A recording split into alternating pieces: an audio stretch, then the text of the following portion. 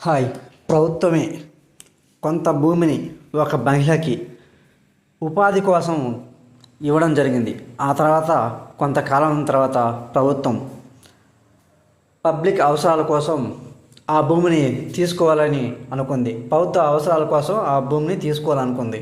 ఇలాంటి సందర్భంలో ప్రభుత్వం తీసేసుకుంది. ఆ తర్వాత ఆ మహిళ స్పెషల్ పొజిషన్ కోసం ఆ పొజిషన్ కోసం కోర్టుకి వెళ్ళి ఒక కేసు రిజిస్టర్ చేసుకుంది.